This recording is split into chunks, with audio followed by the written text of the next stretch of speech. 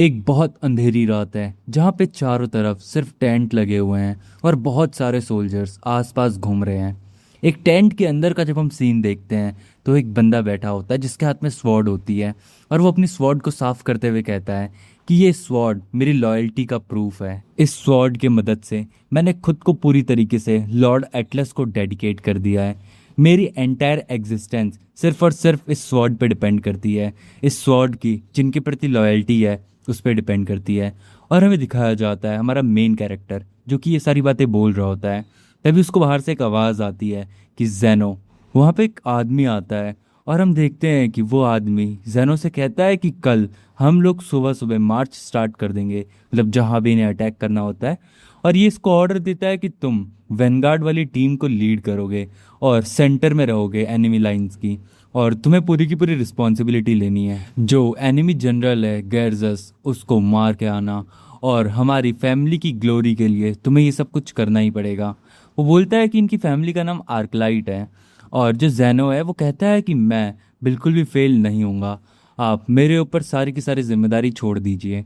जैनो हमें बताता है कि इस पूरी दुनिया में उसका कोई भी नहीं है।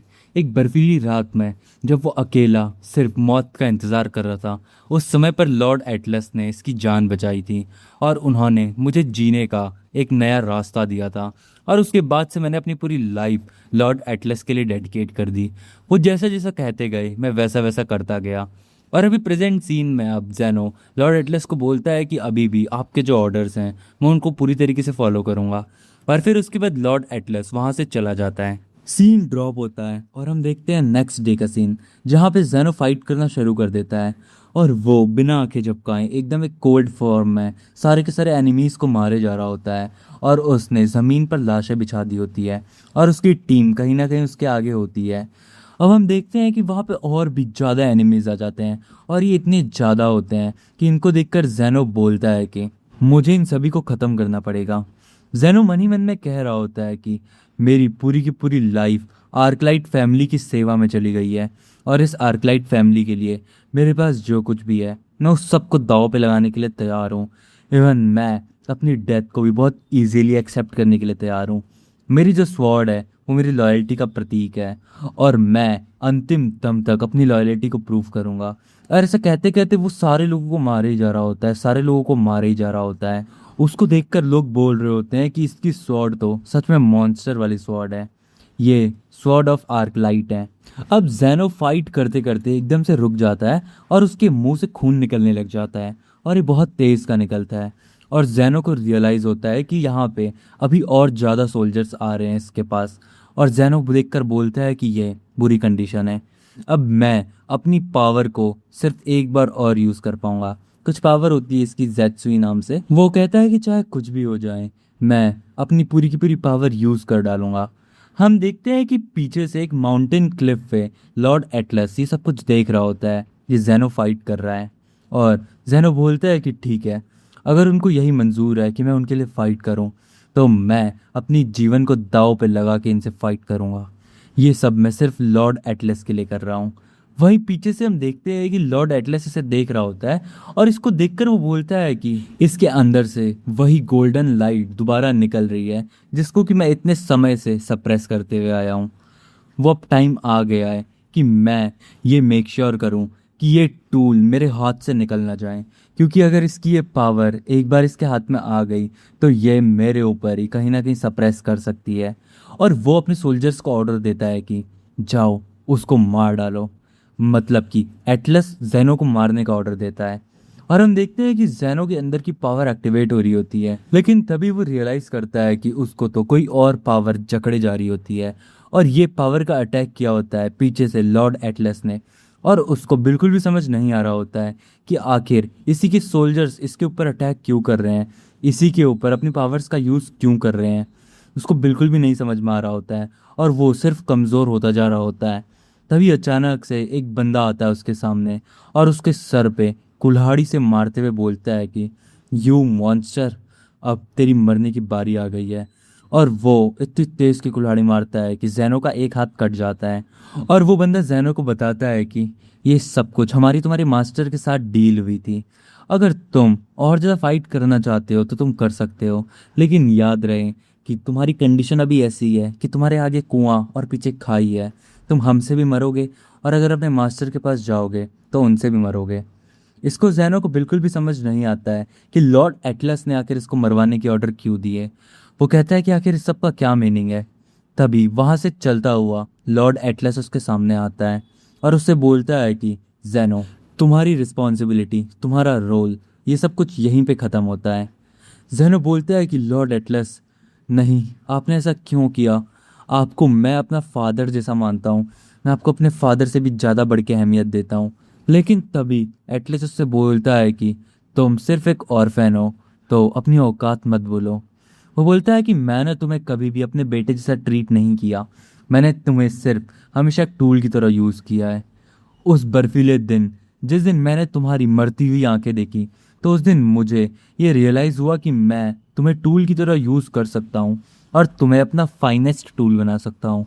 और तुम्हें जीने के लिए मैंने एक रीज़न दिया, लेकिन इसका मतलब ये नहीं है कि तुम टूल से बढ़ के हो। उस दिन तुमने जो अपनी लॉयल्टी प्रूफ करी थी, जो लॉयल्टी की प्लेज ली थी, वो लॉयल्टी एक कुत्ते वाली लॉयल्टी थी और तुमने उसको बखूबी निभाया। तुम एक कन्वीनियंट स्वॉर्डमैन बने और तुमने वो हर चीज़ करी जिसकी मुझे ज़रूरत थी। लेकिन दिक्कत ये थी कि एक टूल होने के लिए तुम कुछ ज़्यादा ही वेल मेड थे।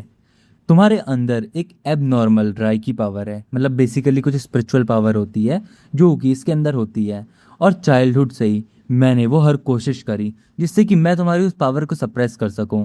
और मैं तुम्हें स्टार्टिंग से ही वो पिल्स भी खिलाते रहा, लेकिन अब ऐसा लगता है कि वो राय की अपनी लिमिट पे पहुंच गई है और फाइनली वो अगर तुम्हारे हाथ में आ गई तो तुम मुझे भी ओवर पावर कर सकते हो।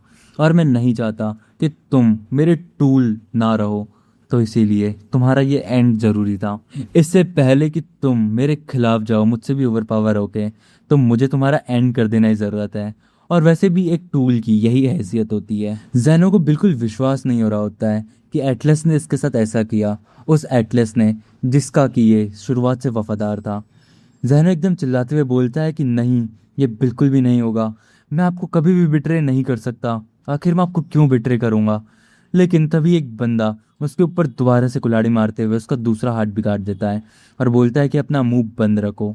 एटलस बोलता है कि जैनो, मैंने तुम्हें ये जो नेम दिया है जैनो, इस नेम का मीनिंग होता है हमारे फैमिली में एक ऐसा व्यक्ति जो कि एक डिस्पोजेबल स्वॉर्ड की तरह होता है, यानी कि यूज़ एंड थ्रो, अपना फ़ायदा निकालो और फिर डिस्पोज कर दो। और जब वो ऐसा बोलता है तो उसके जितने भी सोल्जर्स आसपास खड़े होते हैं वो सब बहुत ज़्यादा हंसने लग जाते हैं और जैनो का मजाक बनाने लग जाते हैं। जैनो अपना सर ज़मीन पे मारते हुए बोलता है कि मेरी ये लाइफ, मेरी ये स्वॉर्ड, मैंने ये सब कुछ आपको डेडिकेट किया था, मैंने ये पूरा जीवन आपके लिए जिया, लेकिन आपने मेरे साथ ऐसा किया। और ऐसा कहते कहते जैनो अपने मुंह से अपनी स्वॉर्ड पकड़ता है और उस स्वॉर्ड को ज़मीन में रखते हुए अपने मुंह को इतनी तेज़ ज़मीन से पटकता है कि उस स्वॉर्ड से उसका पूरा मुंह कट जाता है। जिस बंदे ने उसके हाथ काटे होते हैं वो कहता है कि तुम्हें क्या लगता है ये सब कुछ करके तुम मुझे डरा दोगे? तुम सिर्फ एक मॉन्स्टर हो। वही पीछे से एटलस बोलता है कि तुम्हारी लाइफ में मैंने जो पर्पस दिया था, अब मैं ही तुमसे वो पर्पस छीन रहा हूँ, तो मेरे हाथ में ये सब कुछ है, अब तुम्हें मर जाना चाहिए। और ऐसा कहते कहते वो जैनो को मारने का ऑर्डर दे देता है और फाइनली जैनो मर जाता है। और मरते मरते जैनो कह रहा होता है कि इस अर्थ में मैं जिस चीज़ के लिए जी रहा था उसी ने मुझे बिट्रे किया। और ऐसा कहते कहते जैनो की डेथ हो जाती है। और जब वो मरता है तो उसको फील हो रहा होता है कि उसको कुछ अजीब सी वार्म सी फीलिंग आ रही है। वो कहता है कि क्या मैं आफ्टर लाइफ में आ गया हूँ, क्या ये डेथ के बाद का सीन है? अब तभी अचानक से उसकी आंखें खुलती है और वो अपने आगे क्रेस्ट देखता है, मतलब कुछ ऐसे साइन टाइप का देखता है, सिंबल देखता है। और उसको देखकर वो कहता है कि ये एलिमिनिस्टर फैमिली, जो कि कॉन्टिनेंट की सबसे स्ट्रॉन्गेस्ट नोबल मेज फैमिली है, ये तो उनका सिंबल है। और अब वहाँ पे एक लेडी बोलती है कि ओह, तो फाइनली तुम उठ गए माय स्वीट लिटिल बेबी। और हम देखते हैं कि उसकी जैसी आंखें खुलती है तो वो अपने आप को एक ह्यूमन फॉर्म में पाता है जो कि एक बच्चे की बॉडी में होता है। वो शॉक होता हुआ कहता है कि आखिर ये क्या हो रहा है, आखिर मैं इस बॉडी में कैसे आ गया। और फाइनली उसको रियलाइज होता है कि डेथ के बाद उसका रीबर्थ हुआ है। अब हमें थोड़ा सा इस कंटेम्प्रेरी टाइम पीरियड के बारे में बताया जाता है। हमें पता चलता है कि ये जो अम्पायर है ये दो पार्ट्स में डिवाइडेड है। पहला एम्पायर में आर्कलाइट फैमिली, वो फैमिली जिनके लिए स्वॉर्डमैनशिप सब कुछ है और उनकी मेन पावर स्वॉर्डमैनशिप में लाई करती है। और पिछली लाइफ में जेनोस वहीं आर्कलाइट फैमिली का था, एटलस भी आर्कलाइट फैमिली का था। और तो दूसरी फैमिली है वो है एलमिनिस्टर फैमिली। और एलमिनिस्टर फैमिली की मेन जो मतलब मेन चीज़ है वो मैजिक है, और वो बहुत हाईएस्ट रिगार्ड रखते हैं मैजिक में। और अभी प्रेजेंट टाइम में जेनो जहाँ रीइंकारनेट हुआ है वो एलमिनिस्टर फैमिली है। हमें पता चलता है कि एलमिनिस्टर फैमिली के जो फाउंडर हैं उनके बारे में कहा जाता है कि उन्होंने अपने मैजिक से सिर्फ एक सिंगल चैंट में पूरे के पूरे कॉन्टिनेंट की रचना करी थी, और उन्होंने इस कॉन्टिनेंट का निर्माण किया था। उनके अंदर इतनी अमाउंट ऑफ राइकी थी। राइकी बेसिकली यही जो स्पिरिचुअल एनर्जी होती है, मैजिक टाइप होता है, कि वो सन को भी राइवल कर सकते थे, वो सूरज को टक्कर देते थे उस पावर में। और ये सब कुछ सोचता हुआ जेनो कह रहा होता है कि ये कितना ज़्यादा आयरॉनिक है, मैंने अपनी पूरी प्रीवियस लाइफ एक ऐसी चीज़ में डेडिकेट करी जो कि स्वॉर्डमैनशिप थी, और स्वॉर्डमैनशिप को मैंने अपनी पूरी लाइफ बना लिया था। लेकिन अब जहाँ पे मैं रीइंकारनेट हुआ हूँ, जिस फैमिली में मैं बॉर्न हुआ हूँ, वो एकदम अपोजिट है। उनकी जो मेन मास्टरी है वो मैजिक में है। जेनो ये सब कुछ सोच रहा होता है, तभी अचानक से उसको कुछ सेंसेशन फील होती है। वो कहता है कि ये फीलिंग तो मेरी शरीर के अंदर बहती ओवरफ्लो करती एंडलेस राइकी की है। मतलब उसको अपनी बॉडी के अंदर से बहुत huge amount of spiritual energy feel हो रही होती है। वो कहता है कि मेरी ट्रू पावर, जिसको कि पास्ट लाइफ में एटलस ने सील कर दिया था, जिसको कि एटलस ने सप्रेस किया था, उस पावर को अब मैं फाइनली महसूस कर पा रहा हूँ। वो पावर मेरी फाइनली अनलीश हो गई है।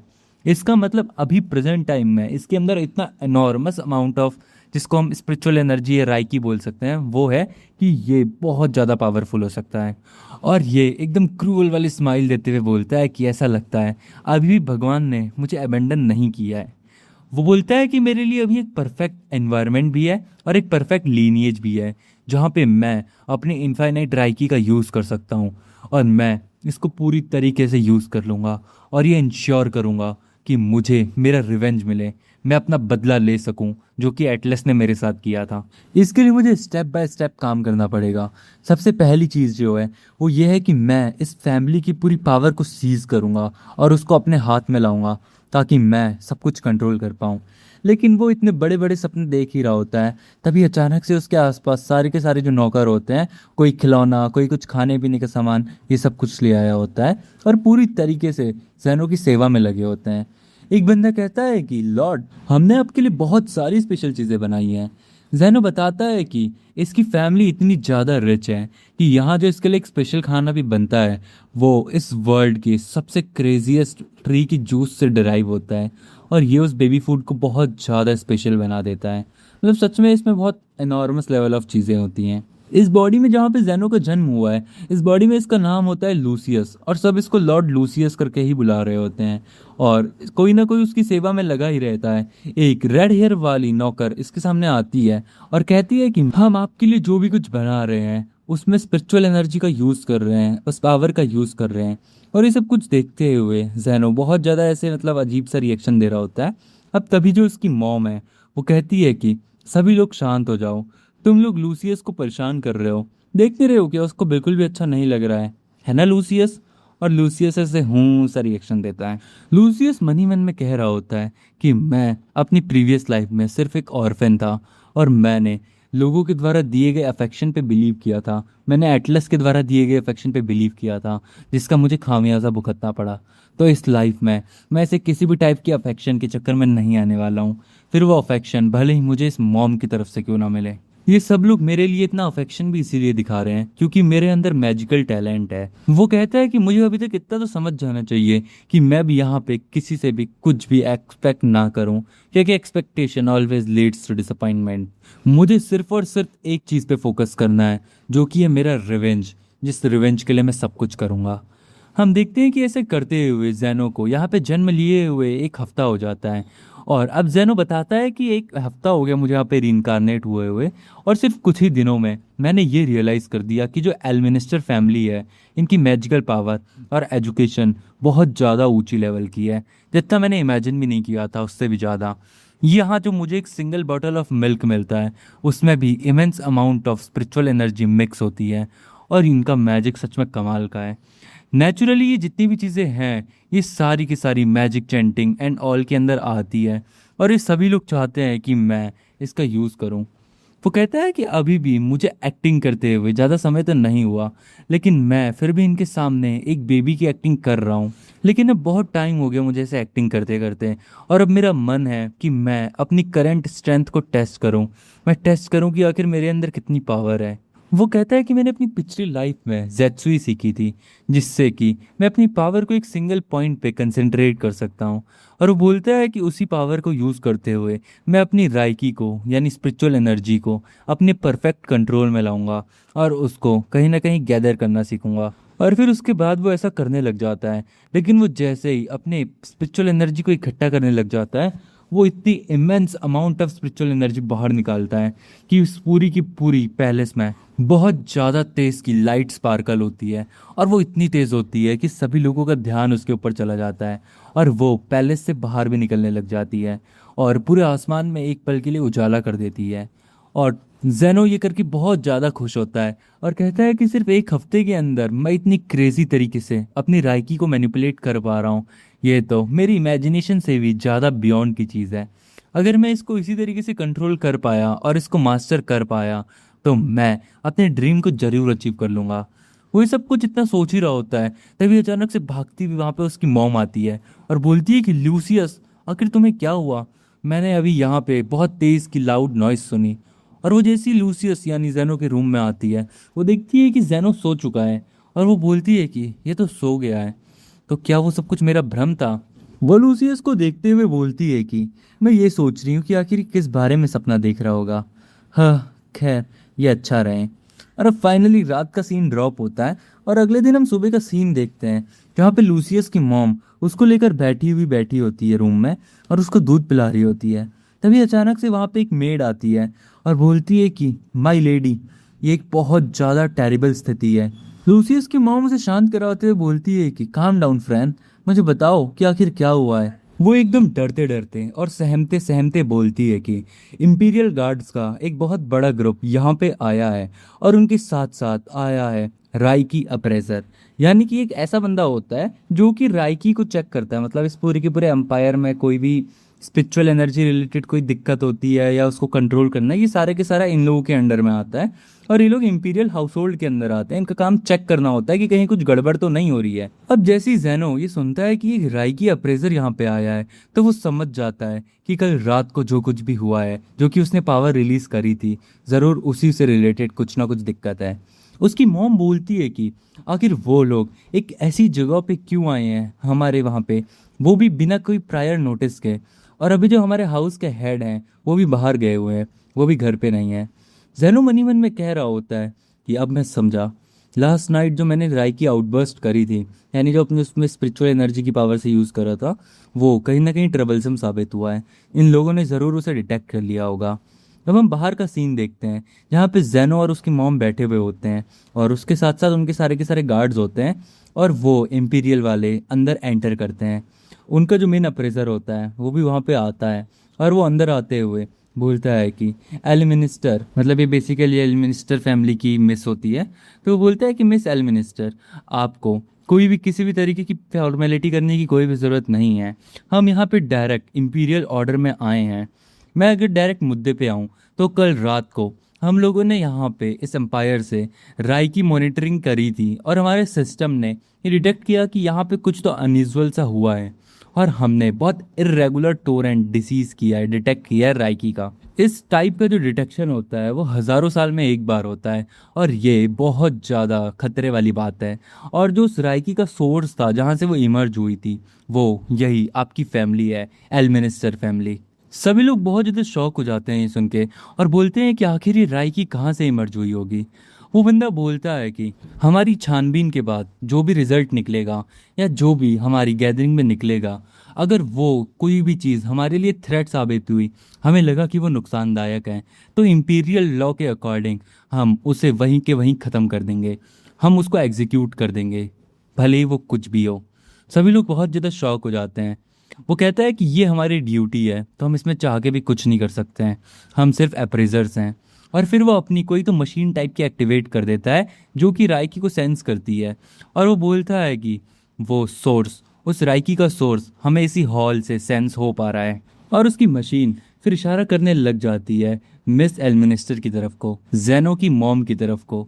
और वो उनसे बोलता है कि मिस एलमिनिस्टर, क्या आप अगर माइंड ना करें तो सामने आ सकती हैं। उसकी भी थोड़ी थोड़ी फटने लग जाती है और वो अपना बच्चा एक मेड के हाथ में देते हुए बोलती है कि ठीक है, मैं आ रही हूँ। और वो मेड से बोलती है कि ल्यूसियस का ध्यान रखो। और फिर वो उसके सामने चली जाती है। लेकिन तभी अप्रेजर को रियलाइज़ होता है कि नहीं, इसके ऊपर से तो वो चीज़ नहीं आ रही है। वो हैरान होता है कि आखिर ये राइकी कहाँ से सेंस हो पा रही है। और फिर उसके बाद वो उसका अमाउंट और ज़्यादा बढ़ जाता है सेंस होने का। और वो राइकी सीधा इशारा करती है उस मेड की तरफ को, जिस मेड के हाथ में अपना लूसियस होता है। और वो सेंसेशन इतनी ज़्यादा तेज़ होने लग जाती है कि उस बंदे की, अप्रेजर की पूरी मशीन फट जाती है। और वो बहुत ज़्यादा शॉक हो जाता है और बोलता है कि क्या क्या इस राइकी का सोर्स ये बच्चा है। और हम देखते हैं कि जैनो बहुत अजीब सी नज़र से उसकी तरफ को देखता है। वो अप्रेजर बहुत ज़्यादा शॉक हो जाता है और बोलता है कि इम्पॉसिबल, एक नोवल फैंटेज़म, बेसिकली ये टूल जिसका वो यूज़ कर रहा होता है, इस टूल को एक फर्स्ट क्लास मेज भी डिस्ट्रॉय नहीं कर पाता है। लेकिन ये शैटर हो गया, ये पूरा का पूरा ब्लास्ट हो गया सिर्फ एक राइकी प्रेशर की वजह से। आखिर इसमें ऐसा क्या प्रेशर है। और वो उस बच्चे के पास आता है और बोलता है कि अगर ऐसी बात है तो मैं इसमें डायरेक्ट अपनी सोल को लिंक करूँगा और इसकी ट्रू आइडेंटिटी को पता करूँगा। और फिर वो कुछ तो पावर का यूज़ करने लग जाता है, मैजिक पावर का यूज़। और वो अपनी सोल को इसके साथ लिंक करता है और बोलता है कि आखिर ये सोल में क्या है। और वो जब उस सोल का टेस्ट करता है तो वो देखता है कि इसके अंदर जो राइकी है वो बहुत ज़्यादा इमेंस लेवल पे होती है, जिसकी वजह से वो उसकी कोर तक जा ही नहीं पा रहा होता है। वो अपनी सोल को उस बच्चे की कोर तक पहुंचा ही नहीं पा रहा होता है। बेसिकली जेनो की जो स्पिरिचुअल एनर्जी है वो अपने आप में एक गार्ड की तरह यूज़ कर रही होती है, मतलब प्रोटेक्ट कर रही होती है जेनो की सोल को। वो बोलता है कि ऐसा लगता है कि डायरेक्ट मैं कोई सूरज को देख रहा हूँ, इसमें से इतनी ज़्यादा इमेंस एनर्जी निकल रही है। और वो बोलता है कि इम्पॉसिबल। वहीं पीछे से जेनो की मॉम बोलती है कि मास्टर अप्रेजर, आखिर आपने क्या फाइंड आउट किया, आखिर आपको क्या पता चला। वो बोलता है कि हम इम्पीरियल अप्रेजर्स हैं और जैसा कि हमारी ड्यूटी है कि हम कोई भी चीज़ को ख़राब होने से रोकें, हम कोई भी बुरा इवेंट होने से रोकें। और जो हमारी बुक है उसमें बहुत पहले एक भविष्यवाणी जो लिखी गई थी, हम उस भविष्यवाणी को अभी तक प्रिवेंट करते हुए आए हैं। एम्पायर की फाउंडिंग बुक में की भविष्यवाणी लिखी हुई है जो कि बताती है कि बहुत बड़ी कैलेमिटी आने वाली है इस एम्पायर के ऊपर। और जो भी उस कैलेमिटी को लाने वाला है उसके अंदर एक ऐसी सेक्रेड सोल होगी, एक ऐसी पवित्र आत्मा होगी जो कि इवेंचुअली उस ग्रेट कैलेमिटी को लाएगी और पूरे के पूरे एम्पायर को डार्कनेस में डाल देगी। सिर्फ और सिर्फ अंधेरा कायम रहेगा। और मुझे जहाँ तक लग रहा है कि ये प्रोफेसी अब सच होने वाली है। वो मिस एलमिनिस्टर से बोलती है कि जब मैंने आपकी बेटे की सोल को विटनेस किया तो उसको विटनेस करने के बाद मुझे वही प्रोफेसी याद आई जो कि उस बुक में लिखी हुई है। जैनो की मॉम बहुत ज़्यादा इससे निराश हो जाती है और बोलती है कि नहीं, ऐसा नहीं हो सकता है। वो बोलता है अप्रेजर कि इसके अंदर जो कर्स है, इसकी सोल में कर्स है जो कि इवेंचुअली एम्पायर में कैलेमिटी लाएगा। और क्योंकि हम इम्पीरियल फैमिली की अथॉरिटी से यहाँ पे आए हैं तो ये सब कुछ फ्यूचर में होने से पहले ही मुझे ये सब कुछ ख़त्म करना पड़ेगा। फ्यूचर में पेड़ ज़्यादा ग्रो ना हो इसलिए उसको अभी से काटना पड़ेगा। और इसीलिए इम्पीरियल अप्रेजर होने के नाते हमें यहाँ पे इसको मारना पड़ेगा। बेसिकली वो यही कह रहे होते हैं कि वो लोग अब जेनो को मारेंगे। और वो अपनी स्वॉर्ड भी निकालने लग जाता है। लेकिन तभी उतने में जेनो की मॉम बहुत ज़्यादा अपना मैजिक एनर्जी इमर्स करने लग जाती है और बोलती है कि मैं तुम में से किसी को भी अपने बेटे को टच भी नहीं करने दूंगी। एक अलग सी पिंक एनर्जी इसमें से निकल रही होती है और इसके ऊपर कहीं ना कहीं ऐसे पंख जैसे लटकने लग जाते हैं। जो अप्रेजर है वो कहता है कि तो क्या तुम इम्पीरियल लॉ को रिजेक्ट करोगी, क्या तुम हमारे अगेंस्ट जाओगी। उसकी मॉम बोलती है कि मेरे बेटे की आंखों का एक एक आंसू तुम्हारे इम्पीरियल लॉ से कई ज़्यादा मायने लगता है। और मैं एक मदर हूँ, तो एक मदर होने के नाते मेरी सबसे बड़ी जिम्मेदारी अपने बेटे के प्रति होती है। तो इसीलिए मैं अपने बेटे की सलामती चाहूँगी। अप्रेजर बोलता है कि तुमको तुम्हारे इस करने की कॉन्सिक्वेंसेस को भुगतना पड़ेगा, तुम उसको लिए भी प्रिपेयर रहना। वो बोलती है कि मैं कुछ भी देखने के लिए प्रिपेयर हूँ। और वो दोनों अपने अपने मैजिक्स को ऐसे प्रिपेयर करने लग जाते हैं मानो अभी के अभी दोनों एक दूसरे के ऊपर अटैक करना शुरू कर देंगे। और सभी लोग मतलब उसको रोकने की कोशिश कर रहे होते हैं। उनके पीछे का एक बंदा बोलता है कि मास्टर अप्रेजर, अगर आप अलाउ करें तो क्या हम यहाँ पे जिम्मेदारी ले लें। लेकिन तभी अप्रेजर बोलता है कि जो हमारा लॉ है वो हमें ये अलाउ करता है कि हम कोई भी फूल जो जहरीला फूल हो उसके उगने से पहले ही उसके बीज को ख़त्म कर दें। लेकिन अभी यहाँ पे मिस एल्मिनिस्टर को देखकर मुझे ऐसा रियलाइजेशन हुआ कि जिस बीज को हम ख़त्म करने के बारे में सोच रहे हैं वो बीज अगर इतनी ज़्यादा लवली इन्वायरमेंट में रेज हुआ तो मुझे नहीं लगता कि वो किसी भी तरीके की कैलामिटी लाएगा। मुझे नहीं लगता कि वो किसी भी तरीके की डार्कनेस लाएगा। और वो लूसियस की मॉम के पास आता हुआ बोलता है कि मैं अपनी खुद की आंखों से सच को विटनेस करना चाहता हूँ। मैं अपनी खुद की आंखों से सच्चाई को देखना चाहता हूँ। और मैं देखना चाहता हूँ कि आखिर इसका फ्यूचर क्या है। और वो जेनो की मॉम से बोलता है कि तो क्योंकि तुम एम्पायर के रूल्स को डिफाई करने के लिए तैयार हो और तुम उनकी कॉन्सिक्वेंसेस को भुगतने के लिए भी तैयार हो, सिर्फ और सिर्फ इस बच्चे के लिए, अगर ऐसी बात है तो मैं भी तुम्हें ज्वाइन करता हूँ। हाउएवर, ये चाइल्ड का फ्यूचर चाहे जैसा भी हो, अगर फ्यूचर में कुछ भी होता है तो उसका अब जिम्मेदार तुम्हारे साथ साथ मैं भी हूँगा। मैं भी इसकी जिम्मेदारी लेता हूँ। लेकिन मैं अब यहाँ पे जेनो को नहीं मारने वाला हूँ। वो बोलता है कि हम लोगों के बीच ये एग्रीमेंट है कि हम दोनों इसकी फ्यूचर की जिम्मेदारी लेंगे। और ऐसा बोलते बोलते वो अपने सारे गार्ड्स को वहाँ से वापस ले जाने लगता है। और जाते जाते बोलता है कि इस बात को मत भूलना कि जिम्मेदारी तुम्हारे ऊपर भी है। और फिर वो वहाँ से चला जाता है। अब जैसे ही वो वहाँ से चला जाता है अचानक से जेनो की मॉम दोबारा से बहुत ज़्यादा ऐसे इनॉर्मस इमोशनल मोड में आ जाती है और एकदम से भागते हुए जाती है अपने बच्चे के पास। और जाती ही बोलती है कि लूसियस, शुक्र है कि तुम ठीक हो। और अपने हाथों से लूसियस को पकड़ते हुए उसको सहला रही होती है मानो वो इतनी ज़्यादा खुश हो। और अपने पैरों पे पड़ जाती है और बोलती है कि मैं बहुत ज़्यादा खुश हूँ कि लूसियस तुम सेफ हो। और ऐसा बोलते बोलते वो रोने लग जाती है और लूसियस को खुद से गले लगा लेती है। और अब तो मानो लूसियस भी यहाँ पे इमोशनल होने लग जाता है। अभी थोड़ा टाइम पहले जो इसने सोचा था कि वो यहाँ पे बिल्कुल भी इमोशनल या अफेक्शन के चक्कर में नहीं आएगा, वो इस सब कुछ भूल जाता है और बहुत ज़्यादा अफेक्शन शो कर रहा होता है अपनी मॉम के प्रति। एंड बस यही वाला सीन यहीं पे ड्रॉप हो जाता है। अगले सीन में हम देखते हैं अपने अप्रेजर को जो कि यहाँ पे आया होता है लूसियस के घर पर। और उसका बंदा उससे बोलता है कि क्या आप इस बारे में श्योर हैं, आपने जो भी डिसीजन लिया है। वो बोलता है कि हाँ, मैं इस बारे में श्योर हूँ। तुम किंग को ये सब कुछ रिपोर्ट कर सकते हो और उसे ये बताओ कि हमने एक जीनियस को फाइंड आउट किया है जो कि हमारे किंगडम को सर्व करेगा फ्यूचर में। वो हमारे किंगडम के लिए बहुत ज़्यादा अच्छा साबित हो सकता है। और वो ऐसा बोलता है एंड यहीं पे हमारा सीन ड्रॉप होता है। एंड बूम, अब हमारा सीन खुलता है आज से सीधा 12 साल बाद। हमें 12 साल बाद का सीन दिखाया जाता है जहाँ पे हम देखते हैं कि लूसियस बहुत बड़ा हो चुका है और वो अपनी ट्रेनिंग कर रहा होता है। 12 साल का लूसियस बहुत बड़े बड़े मैजिक आर्ट्स को परफॉर्म कर रहा होता है और उन सब को परफॉर्म करते करते वो अपनी ट्रेनिंग कर रहा है और कहता है कि अब तो ये भी मेरे लिए बहुत ज़्यादा बेसिक है, मुझे और ज़्यादा कड़ी ट्रेनिंग करनी है। मुझे अपने माइंड को अपनी एब्सोल्यूट लिमिट में पुश करना है। इसके लिए मैं वो सब कुछ करूँगा। वो बोलता है कि मुझे अपनी डेथ के और पास आना है क्योंकि जब जब मैं डेथ के पास आता हूँ तब तब मैं और ज़्यादा इनॉर्मस ट्रेनिंग कर पाता हूँ और मेरी पावर और ज़्यादा रिफाइंड होती रहती है। और ऐसा बोलते हुए बहुत क्रेजी लेवल की ट्रेनिंग कर रहा होता है। वो चलते फिरते उड़ते हुए बहुत सारे अटैक्स परफॉर्म कर रहा होता है और किसी तो प्लेटफॉर्म टाइप पे होता है वो जिस पे ये सब कुछ करता है। और तभी अचानक से उसकी मॉम आती है और देखती है कि लूसियस हवा में ट्रेनिंग कर रहा होता है और बोलती है कि लूसियस, तुम फिर से इस टाइप की रेकलेस ट्रेनिंग कर रहे हो। मैंने तुमसे कितनी बार समझाया है कि ये सब कुछ मत किया करो। लूसियस बोलता है कि मदर, मैं एकदम ठीक हूँ और मैं पिछले 12 साल से हर दिन इस टाइप की ट्रेनिंग करता हूँ। और ऐसा कहते वो वहाँ से नीचे उतरने लग जाता है और अपने मैजिक की मदद से उड़ता हुआ सीधा ज़मीन पे आता है। और ज़मीन पे आते हुए बोलता है कि मैं एकदम ठीक हूँ। जो साथ में मेड होती है वो उस पर बहुत ज़्यादा गुस्सा करती है और बोलती है कि आखिर तुम इतनी ज़्यादा केयरलेस क्यों हो। तुम हल्का सा भी ध्यान हटाओगे और कभी भी कोई भी दुर्घटना हो सकती है। इवन मैं भी एक बार पास्ट में मरते मरते बची थी जब मैं मेज की ट्रेनिंग कर रही थी। लूसियस अपने मन ही मन में बोल रहा होता है कि मुझे 12 साल हो गए हैं ये सारी ट्रेनिंग करते हुए और अब मैं और ज़्यादा परफेक्ट होता जा रहा हूँ। तभी जो मेड है वो उसको एक लेटर टाइप देती है और बोलती है कि यंग मास्टर, ये लेटर आपके लिए है। वो जैसे ही उस लेटर को हाथ में लेता है और वो बोलता है कि 12 सालों से मैं सिर्फ इसी चीज़ का इंतज़ार कर रहा था, इस दिन के लिए ही मैं ये सारी ट्रेनिंग कर रहा था।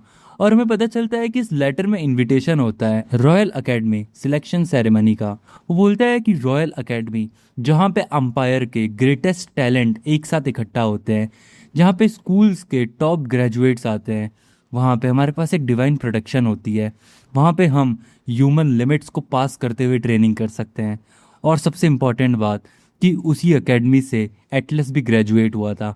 एटलस भी वहीं से ग्रेजुएट हुआ था और उसने वहाँ से ऐसी ऐसी पावर्स को पजेस किया था जो कि ह्यूमन कॉम्प्रिहेंशन से भी बहुत ज़्यादा फार बियॉन्ड है, जो कि ह्यूमन लिमिट्स को भी सरपास करती हैं।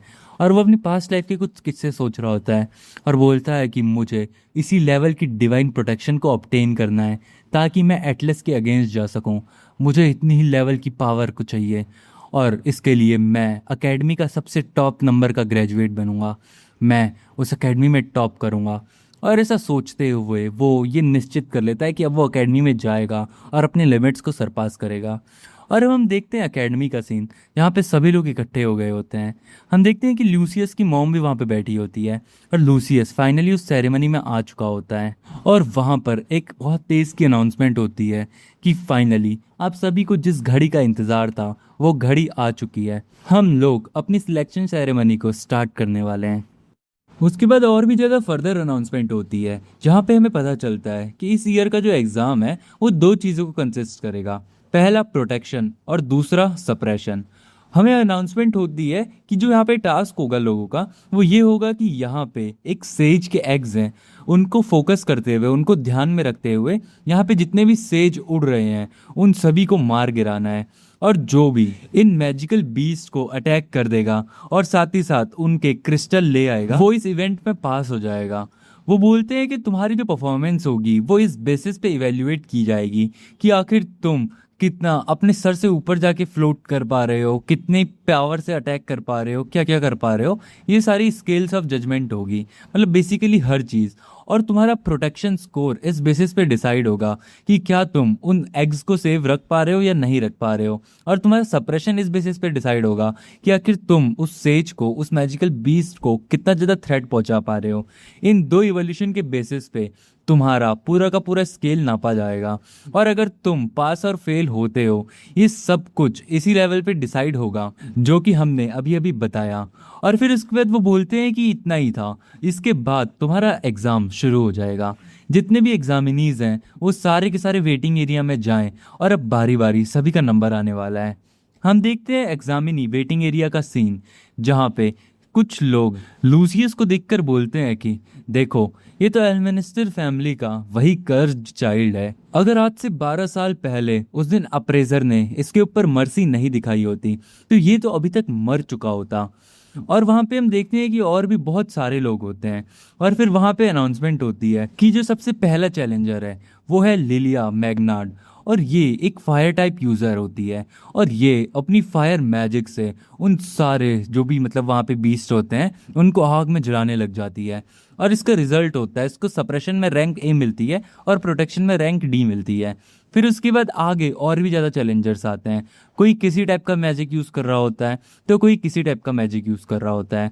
और ऐसे करके बहुत सारे मैजिक यूज़र्स आते हैं। और अब जो अगला चैलेंजर आता है इसका नाम होता है हेक्टर गिलबर्ट।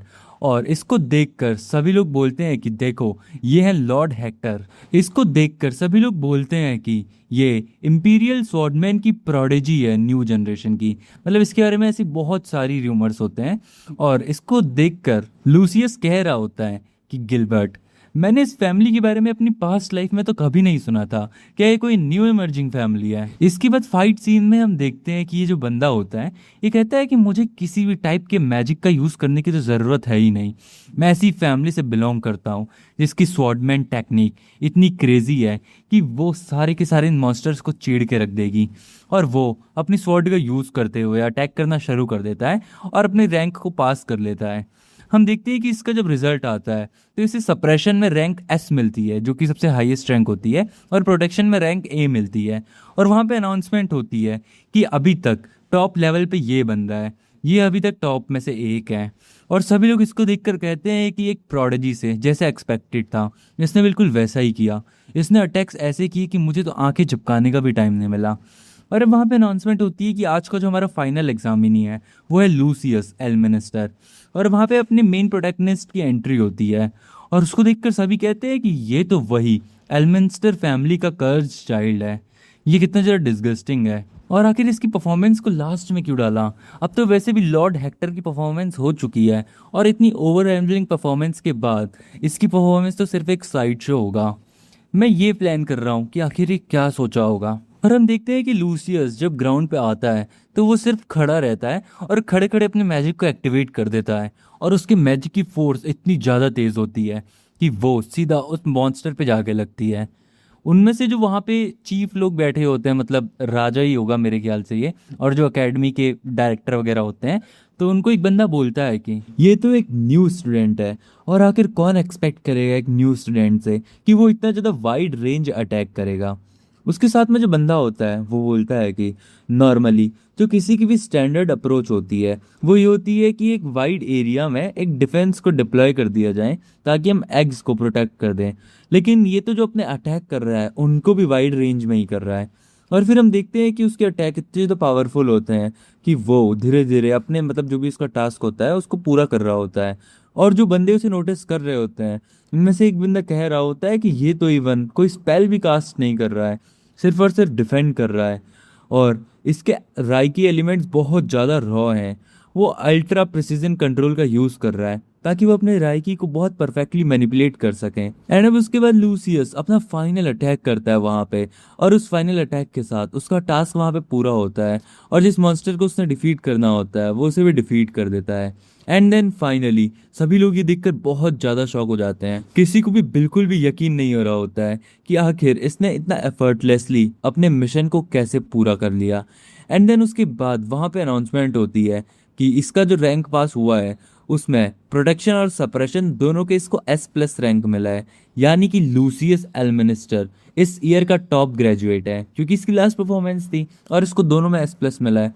तो यहाँ पे अपना लूसियस टॉपर निकल जाता है, और सभी लोग उसके लिए से हल्ला बोलने लग जाते हैं, और उसकी मॉम और जो साथ में मेड होती है वो भी बहुत ज़्यादा खुश हो जाते हैं।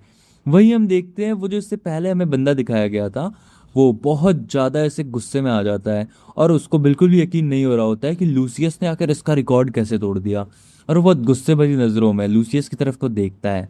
एंड देन उसके बाद वहाँ पे जो एकेडमी का जो भी वो किंग टाइप होता है वो अनाउंसमेंट करता है कि ठीक है, फिर इसके बाद हम लोग मेडल अवार्डिंग सेरेमनी करेंगे जितने भी यहाँ पे टॉप ग्रेजुएट्स निकले हुए हैं। और उसके बाद हम देखते हैं कि वो अपनी पावर की मदद से लूसियस को कुछ ऐसे मेडल टाइप का देता है जो कि जाकर डायरेक्ट उसकी बॉडी पर लग जाता है। लाइक उसमें शो हो रहा होता है कि ये टॉप ग्रेजुएट है। और फिर वहाँ पे अनाउंसमेंट होती है कि आज की सेरेमनी यहाँ पे कंक्लूड होती है। कल से तुम सभी लोगों की एकेडमी लाइफ बिगिन हो जाएगी। कल से तुम लोग क्लासरूम्स में रहोगे और पूरा टाइम तुम्हारा एकेडमी में जाएगा। जितने भी स्टूडेंट्स हैं वो राइट की ओर जाएंगे। तुम सभी को तुम्हारे तुम्हारे रूम्स असाइनमेंट हो चुके हैं। एंड देन उसके बाद सभी लोग अपने अपनी डॉर्मेट्री की तरफ को जाने लग जाते हैं। एंड वहाँ पे जो मेड और लूसियस की मॉम है वो आते हैं, और मेड तो रोने लग जाती है, कहती है कि मुझे बहुत ज़्यादा खुशी हो रही है कि मैंने अपनी आंखों से इतना ज़्यादा ग्लोरियस मोमेंट विटनेस किया। हाउएवर हम सभी लोग बहुत ज़्यादा डेस्परेट हैं ये देखने के लिए कि लूसियस तुम कितना ज़्यादा ग्रो करते हो। और वो बोलती है कि सारे के सारे मेड्स देखना चाहते हैं कि तुम किस हद तक अपने आप को ले जाते हो। और लूसियस कहता है कि हाँ ठीक है, उन सभी को मेरी तरफ से थैंक्स बोल देना। एंड उसके बाद उसकी मॉम लूसियस के पास आती है और उससे बोलती है कि लूसियस, तो तुम फाइनली अपनी ड्रीम लाइफ जी रहे हो जिसका तुमने सोचा था। और वो उससे बोलती है कि मुझे पता है कि तुम मेरी बात नहीं मानोगे, लेकिन उसके बावजूद भी मैं तुमसे यही कहूँगी कि अपने आप को ज़्यादा पुश मत करना। प्लीज़ ये याद रखना कि बहुत सारे लोग हैं जो कि तुम्हारी सेफ्टी के लिए प्रे करते हैं, तो इस हिसाब से सारे काम करना। और लूसियस बोलता है कि हाँ मदर, मैं ये सब जानता हूँ। एंड देन उसके बाद वो कहता है कि अब मेरे जाने का टाइम आ गया है, और वो मेड से बोलता है कि फ्रैन, मेरी मदर का ध्यान रखना। एंड अब जाते जाते लूसियस मन ही मन में कहता है कि टॉप ग्रेजुएट तो मैं बन गया हूँ, लेकिन ये अभी सिर्फ स्टार्ट है। ये वो ग्रेट स्टार्ट है जहाँ पे मैं ग्रेजुएशन के सबसे टॉप में जाऊँगा और अपनी क्लास के भी टॉप में रहूँगा। और ऐसा करते करते सीन ड्रॉप होता है एंड अब हम देखते हैं फाइनली एकेडमी के अंदर का सीन।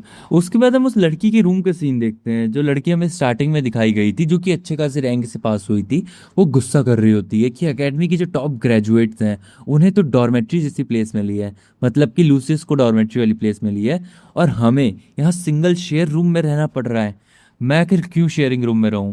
वहीं उसकी पार्टनर पीछे से कहती है कि जहाँ पे ज़्यादा हल्ला मत करो। तुम्हें ये पता होना चाहिए कि इस एकेडमी की सबसे बेस्ट चीज़ ये है कि तुम किसी भी वक्त पे टॉप की स्पॉट को क्लेम कर सकते हो, कभी भी। और ऐसा कहते कहते सीन ड्रॉप होता है एंड अब हम फाइनली देखते हैं क्लासरूम का सीन, यानी नेक्स्ट डे का सीन।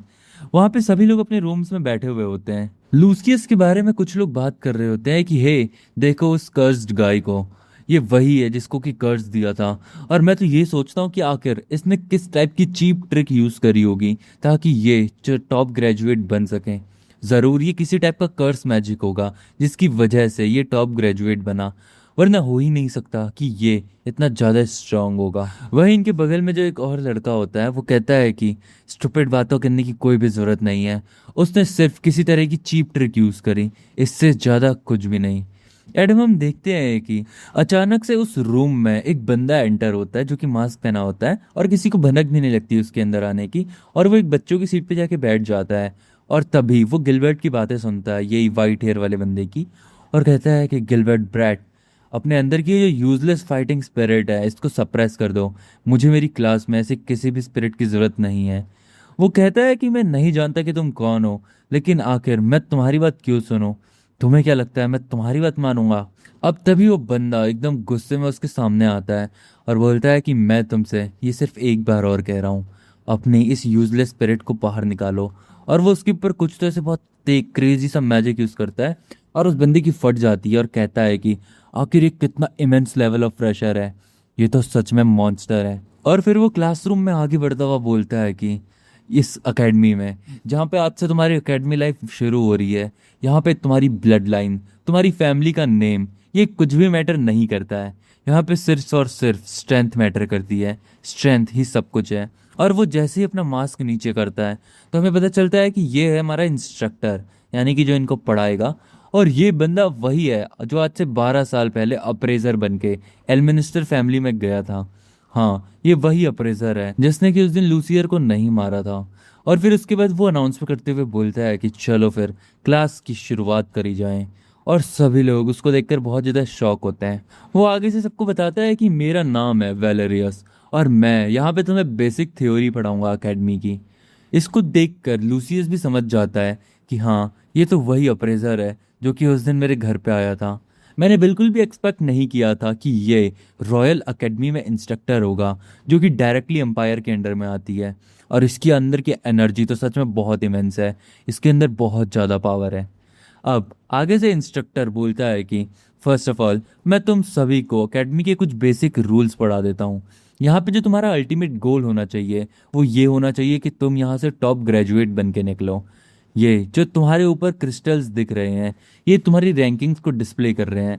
हर किसी स्टूडेंट की रैंकिंग इसमें डिस्प्ले हो रही है, और यही तुम्हारी एकेडमी रैंकिंग्स हैं।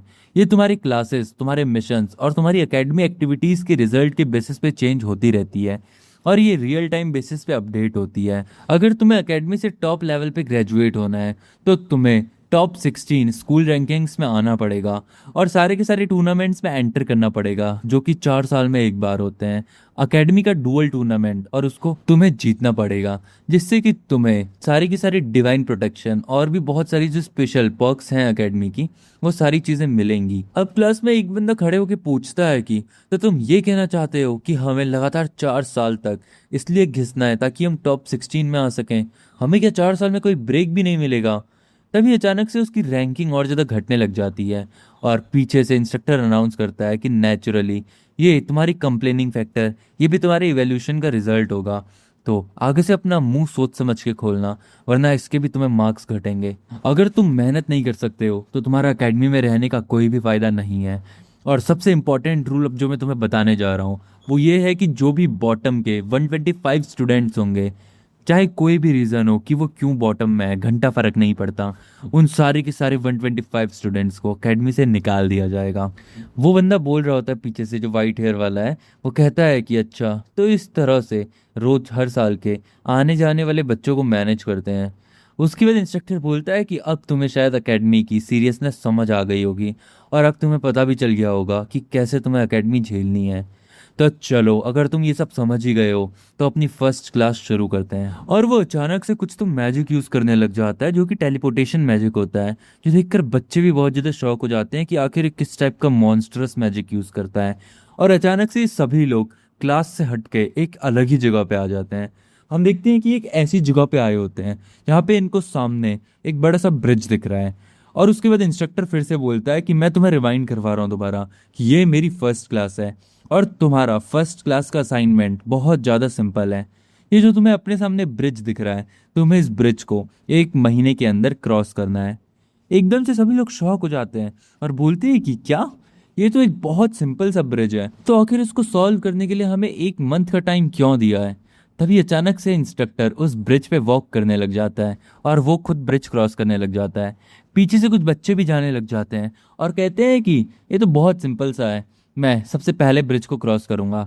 और वो ब्रिज को क्रॉस करने लग जाते हैं। ये जो हेक्टर है पीछे से वाइट हेयर वाला, ये समझ जाता है कि कुछ ना कुछ गड़बड़ ज़रूर है और वो इनको रोकने की कोशिश करता है। लेकिन इतने में ही हम देखते हैं कि ये जो दो लोग ब्रिज में गए होते हैं, अचानक से इनके ऊपर कुछ तो मैजिक का यूज़ होता है और ये दोनों एकदम से अजीब से पैरालाइज से होके उस ब्रिज से नीचे गिर जाते हैं। और हेक्टर बोलता है कि मुझे पता ही था कि ऐसा कुछ ना कुछ होने वाला है।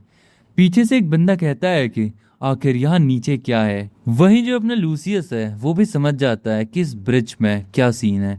वो कहता है कि ये एक कर्स्ड ब्रिज है, यानी कि इसमें कर्स है, और इस ब्रिज में ऐसा लगता है कि ये हमारी सारी की सारी स्पिरिचुअल एनर्जी को ड्रेन कर लेता है, ये उसको कहीं ना कहीं सोखता है। इंस्ट्रक्टर सभी को बताता है कि मैंने तुम्हें बताया था ना कि ये क्लास बेसिक थ्योरी की क्लास है, फाउंडेशन की हर चीज़ की पावर है, पावर ही तुम्हें फाउंडेशन बनानी पड़ेगी।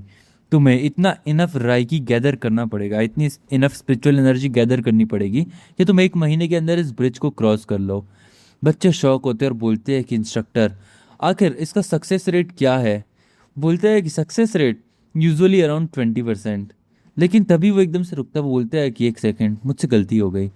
इस क्लास का सक्सेस रेट 20% नहीं है, बल्कि सर्वाइवल रेट 20% है। और ऐसा बोलते हुए वो बहुत ऐसे क्रूअल रिएक्शन देता है। ये सुनते ही बच्चे बहुत ज़्यादा डर जाते हैं और बोलते हैं कि क्या क्या हम 1 महीने के अंदर अपनी रैकी को इतना इनफ इंक्रीज कर भी पाएंगे कि हम इस ब्रिज को क्रॉस कर पाएं। और कुछ बच्चे तो डरने लग जाते हैं। कोई कहता है कि इतना ज़्यादा राइकी एब्जॉर्प्शन रेट, ये तो सच में ब्रिज की लेंथ के हिसाब से बहुत ज़्यादा है, चाहे कुछ भी हो जाए हम इस ब्रिज को क्रॉस कर ही नहीं पाएंगे। और ऐसे करते करते बच्चे बहुत डर रहे होते हैं। लेकिन तभी अचानक से लूसियस को रियलाइज होता है कि अपनी राइकी को बिल्ड करना, स्पिरिचुअल एनर्जी को बिल्ड करना, ये तो सिर्फ एक डिस्ट्रैक्शन है। मैंने फिगर आउट कर लिया है कि एक्चुअल में आखिर इस टास्क को कैसे पास करना है। और इतना कहते कहते वो हंसने लग जाता है। हम देखते हैं कि बाकी सारे बच्चों में इतनी निराशा छा जाती है कि कुछ बच्चे तो कह रहे होते हैं कि नहीं, मुझे इस तरह से किसी रैंडम क्लास में नहीं मरना है। एक बच्चा बोलता है कि मैं नहीं कर सकता, मैं अपनी मदर से बोलूँगा कि मेरा इनरोलमेंट विड्रॉ करवा लें।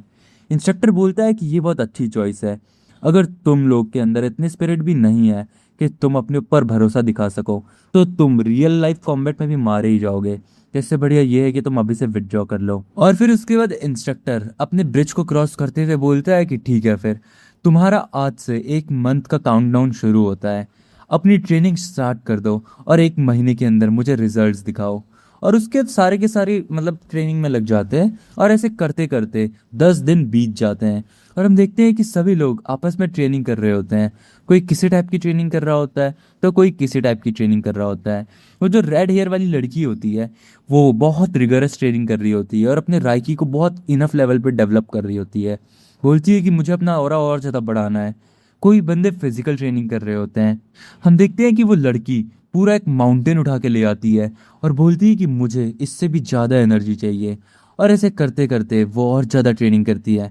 वहीं हम देखते हैं हेक्टर को। हेक्टर ब्रिज के पास बैठा होता है और वो एक पत्थर लेते हुए ब्रिज में डालता है और वो कुछ रियलाइज़ करता है वो कहता है कि अगर ये जो स्टोन मैंने इस ब्रिज में डाला ये एक लिमिटेड टाइम में अपनी स्पेस को चेंज कर लें तो ये उस एनर्जी के कांटेक्ट में नहीं आ रहा है जो इस ब्रिज की राई की है।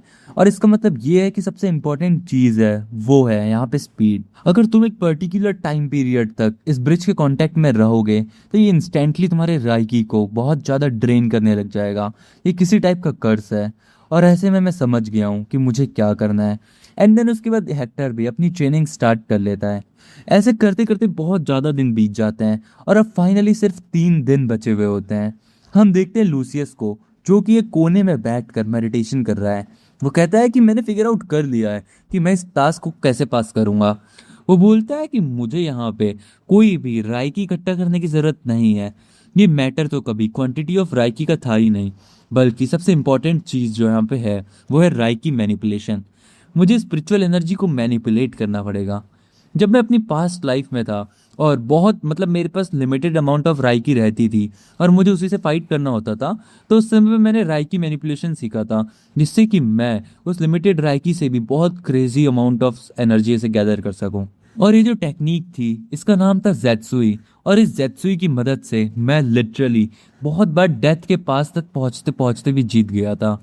और अभी वही जेत्सुई मेरे काम आएगी। हम देखते हैं कि लूसियस इतने दिनों से सिर्फ मेडिटेशन में ही बैठा होता है और उसको देखकर बाकी लोग कह रहे होते हैं कि जरा इसको देखो, जब से हमारा 1 मंथ का काउंटडाउन शुरू हुआ है ये तब से जरा भी नहीं हिला है और ये सिर्फ अपनी यहाँ पे बैठ के ट्रेनिंग में लगा हुआ है। क्या इसने गिव अप कर दिया है?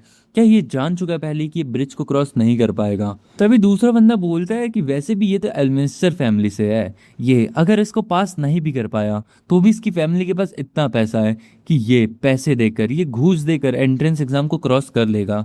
हाँ, इसका फ्यूचर तो सच में फिनिश है। वहीं हमें बहुत समय से क्लास में कि मास्क वाला बंदा दिखाया जा रहा है जिसकी अभी तक आइडेंटिटी रिवील नहीं हुई है और ये भी काफी समय से दूर से अपने लूसियस को देख रहा होता है। अब हम देखते हैं कि ऐसे करते करते ट्रेनिंग चल रही होती है और अब फाइनली 1 दिन बचा होता है और सभी लोग कॉन्फिडेंट हो जाते हैं कि हम अपने आप को मतलब अच्छा खासा ट्रेन कर चुके हैं।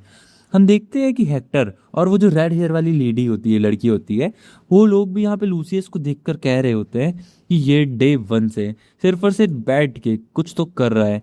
क्या ये किसी प्रकार की ट्रेनिंग कर रहा है या फिर ये एकदम गिव अप कर चुका है?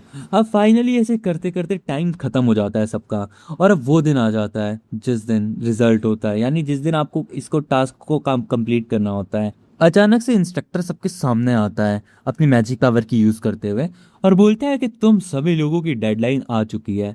मुझे आशा है कि तुम लोग मुझे अच्छे रिजल्ट्स दिखाओगे तुम्हारी 1 मंथ की ट्रेनिंग के। तो मुझे बताओ कि आखिर इस ब्रिज को सबसे पहले कौन क्रॉस कर रहा है। हम देखते हैं कि लूसियस भी अब फाइनली अपनी ट्रेनिंग से उठ जाता है और सभी बच्चे आपस में बात कर रहे होते हैं कि आखिर कौन इसको पहले क्रॉस करेगा, आखिर कौन इतना ज़्यादा कॉन्फिडेंट है।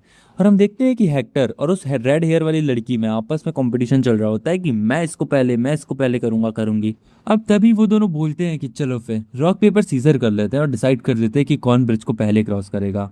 और ऐसा करते करते उन दोनों के बीच की लड़ाई हो रही होती है और पीछे से लूसियस भी आगे की तरफ को आ रहा होता है। उनका रॉक पेपर सीजर हो जाता है और वो रेड हेयर वाली लड़की जीतती है। लेकिन तभी पीछे से और लोग बोलते हैं कि नहीं, मैं अब ब्रिज को पहले क्रॉस करूंगा, मैं पहले क्रॉस करूंगा। वो लड़की बोलती है कि अगर सभी लोगों को जाना था तो हमसे स्टोन पेपर सीजन क्यों करवाया। कुछ लोग उस ब्रिज में जाते हैं लेकिन अभी भी वो लोग इतना इनफ ट्रेन नहीं हुए होते हैं और वो लोग उस कर्स ब्रिज में वही पैरालाइज होकर नीचे गिरने लग जाते हैं। पीछे से वो लड़का बोलता है हेक्टर कि ये लोग सच में बेवकूफ़ हैं, ये अभी भी रियलाइज नहीं कर पाए हैं कि ब्रिज को कैसे क्रॉस करना है। इंस्ट्रक्टर भी इनको देखकर कहता है कि ये लोग सच में यूजलेस है। वो बोलता है कि जो इसको पास करने की रियल की है, जो एक्चुअल मेथड है, वो अमाउंट ऑफ राइकी नहीं है, बल्कि ये है कि जिससे पहले ब्रिज तुम्हारा राइकी एब्जॉर्व करे उससे पहले तुम कॉन्स्टेंटली अपनी बॉडी के राइकी को आउटपेस करते रहो। मतलब अपनी राइकी को इतना रिफाइन करो कि वो हर मोमेंट बदले, जिससे कि तुम्हारी बॉडी का राइकी और ब्रिज का राइकी आपस में कांटेक्ट ना बना पाए, और कांटेक्ट नहीं होगा तो वो तुम्हारे राइकी को एब्जॉर्व नहीं कर पाएगा। ये राइकी रिफॉर्ममेंट का एकदम बेसिक है और यही मास्टर करने के लिए मैंने इनको 1 मंथ दिया था, लेकिन इनमें से कोई भी अभी ये नहीं कर पाया।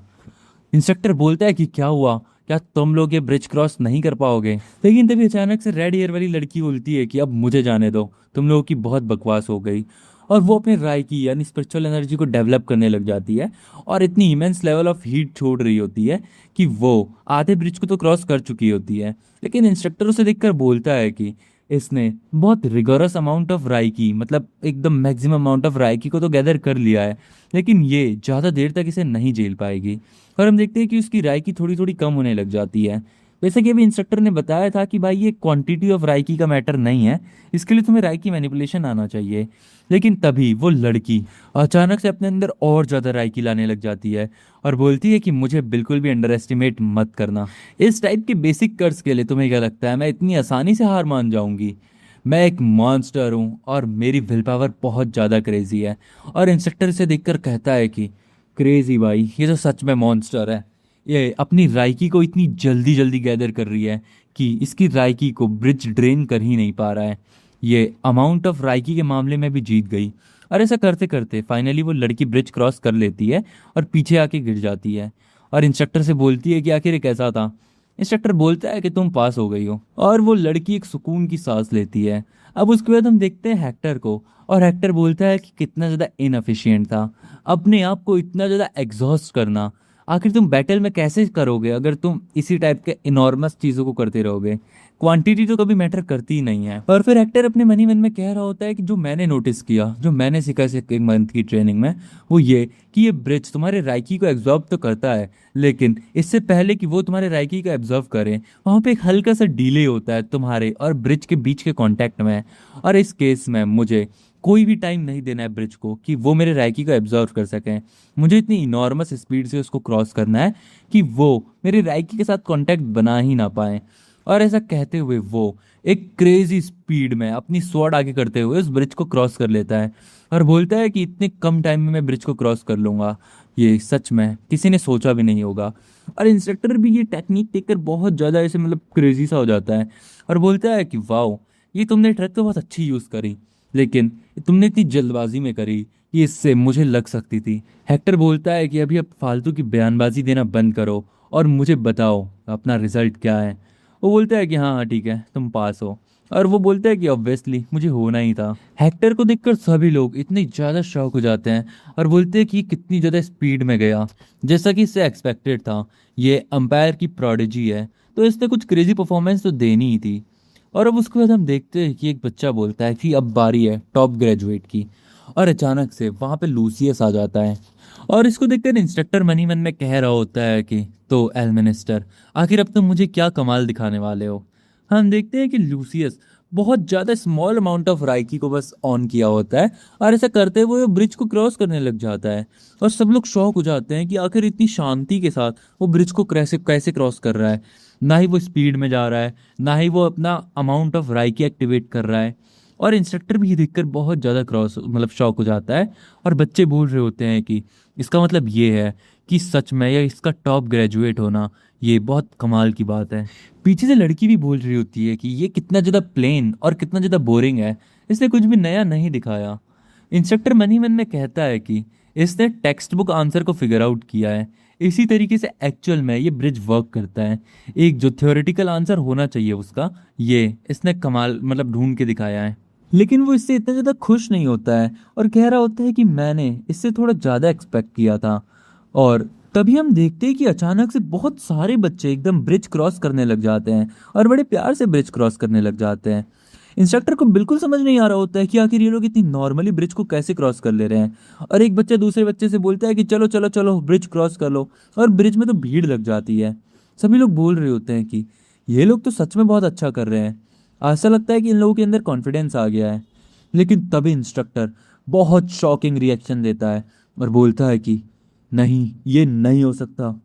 क्या ये सब कुछ लूसियस एल्मिनिस्टर ने किया है? वो कहता है कि जिस वक्त पर लूसियस ब्रिज को क्रॉस कर रहा था उस समय पे उसके अंदर का जो राइकी था वो भले ही स्मॉल अमाउंट में था, लेकिन उसने इतना क्रेजी लेवल ऑफ राइकी यूज करा था कि ये जो ब्रिज का राइकी है वो कहीं ना कहीं डीएक्टिवेट हो गया।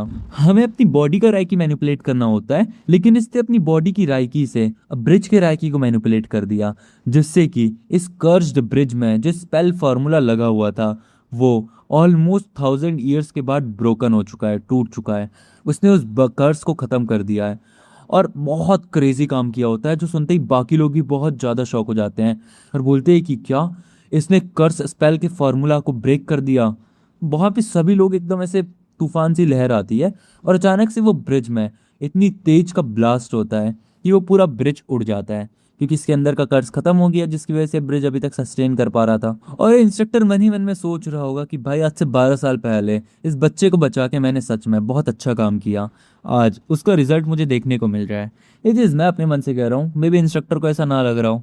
आगे हम देखते हैं कि उसको देखकर इंस्ट्रक्टर कहता है कि ये तो सच में मॉन्स्टर है, मैं बिलीव नहीं कर सकता कि ये इतना ज़्यादा अच्छा है। उसके बाद सभी बच्चे कहते हैं कि क्या वो पुल सड़ रहा था और अपने आप टूट कैसे गया, अगर हम थोड़े से भी लेट और होते तो शायद हम मर जाते। मतलब इंस्ट्रक्टर के अलावा और किसी को नहीं पता है कि इस सब के पीछे लूसियस का हाथ है। एक बच्चा बोलता है कि खैर हम एटलीस्ट पास तो हो गए, लेकिन उन लोगों का क्या जो कि अपने ट्राई करते वक्त पुल से नीचे गिर गए थे, क्या वो लोग मर गए? उन लोगों ने भी बहुत हार्ड वर्क किया था। लेकिन तभी इंस्ट्रक्टर अपनी मैजिक पावर का यूज़ करता है और बोलता है कि चिंता मत करो, और वो उन सभी बच्चों को वापस उस जगह पे ले आता है। एक बच्चा शॉक हो जाता है कि अच्छा तो तुम लोग मरे नहीं थे। इंस्ट्रक्टर बोलता है कि यहाँ पे जितने भी लोग हैं वो सारे के सारे लोग पास हो गए हैं। एक बच्चा बोलता है कि लेकिन जो लोग नीचे गिर गए थे आखिर वो कैसे पास हो गए, यहाँ पे तो फेल होने वाले थे ना बहुत सारे लोग।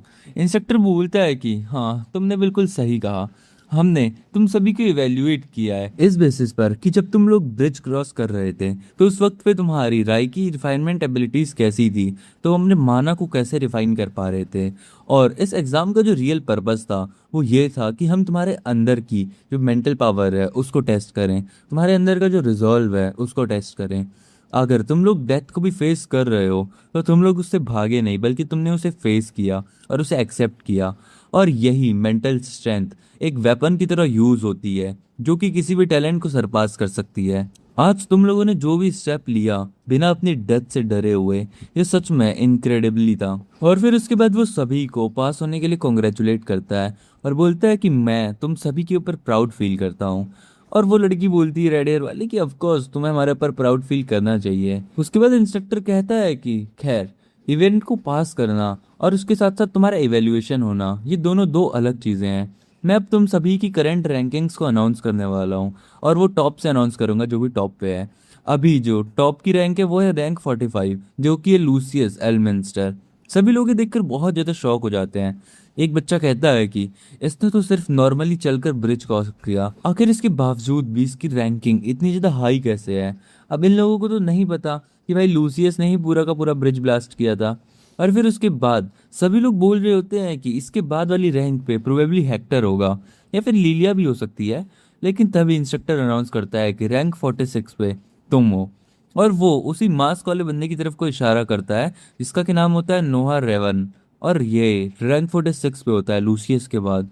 और इसको देखकर सभी कहते हैं कि आखिर ये कौन है जो कि रैंकिंग में हेक्टर से भी अबव है। वो रेड हेयर वाली लड़की भी कह रही होती है कि आखिर ये कौन है जो कि हमेशा एक हुड पहना रखता है, और आखिर ये यहाँ पे स्टार्टिंग से ऐसे क्यों है, आखिर ये है कौन।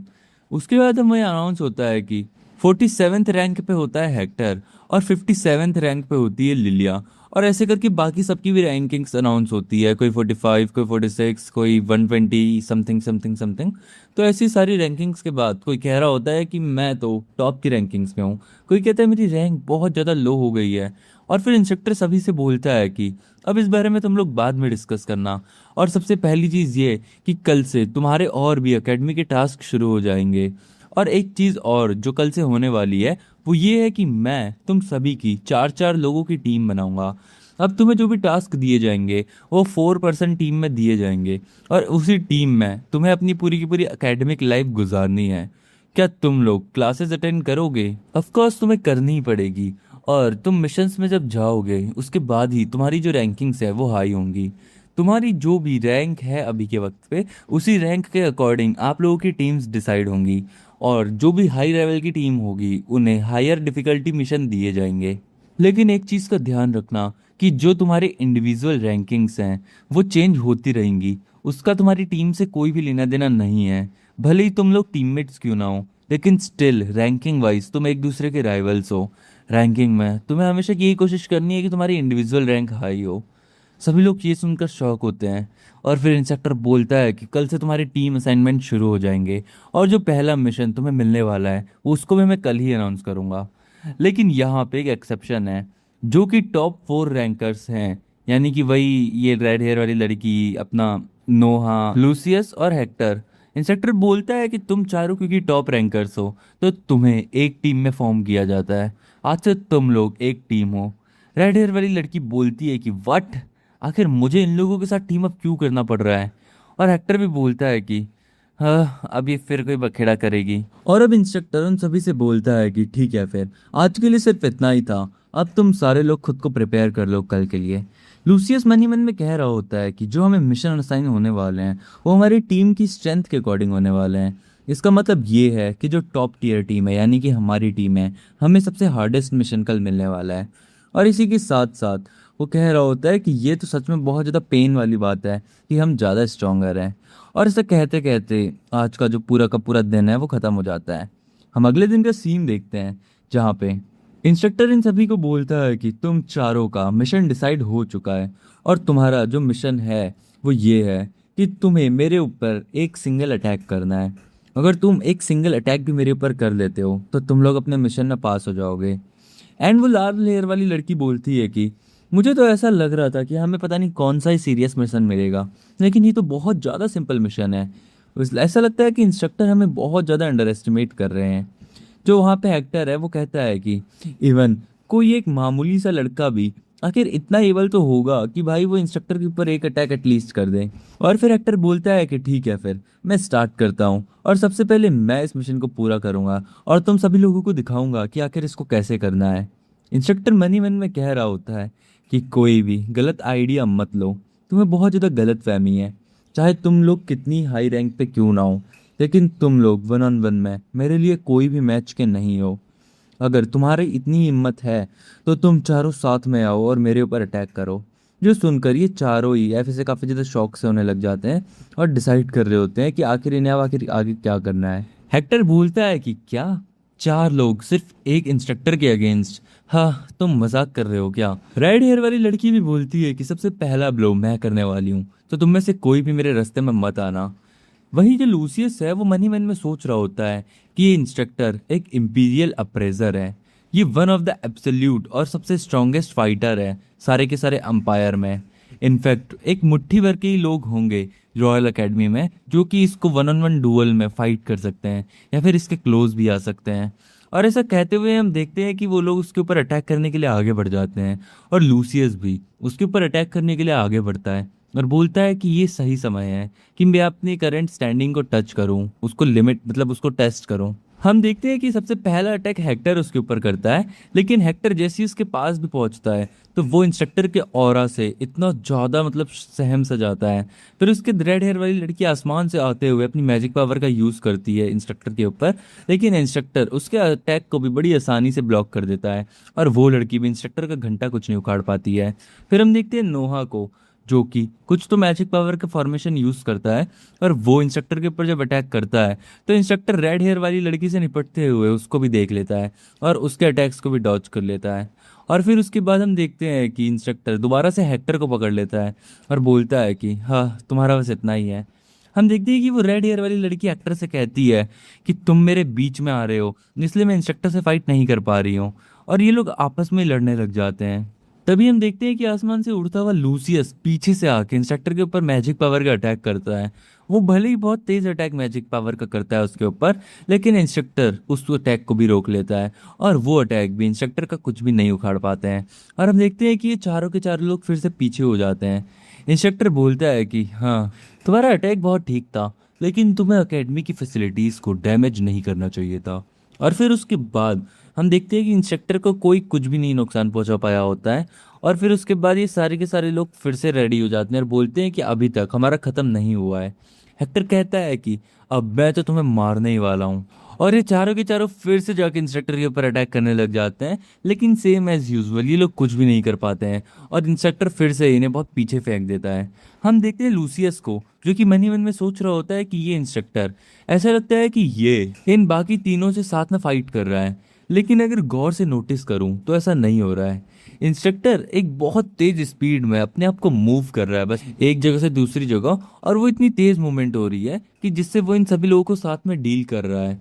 और वो जब अपनी पहली जगह से दूसरी जगह में जा रहा है तो उसके जो अटैक की प्रोसेस हो रही है वो स्लाइटली लार्जर हो रही है, लेकिन वो मूवमेंट के लिए एक ओपनिंग कर रहा है जिसकी वजह से वो एक जगह से दूसरी जगह खुद को स्विच कर पाए।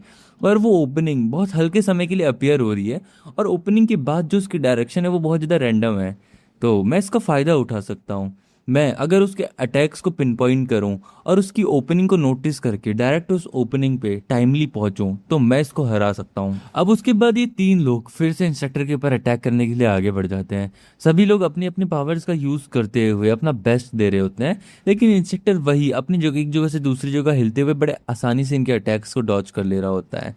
कई बार तो बहुत पास से इनकी स्वॉर्ड गुजर जाती है, लेकिन फिर भी इंस्ट्रक्टर बच जाता है। पीछे से हम देखते हैं लूसियस को, जो कि अपने प्लान को परफेक्ट कर रहा होता है। इंस्ट्रक्टर बाकी तीनों से बोलता है कि तुम चाहे किसी भी तरीके के अटैक कर लो, वो मेरे ऊपर बिल्कुल भी वर्क नहीं करने वाले हैं।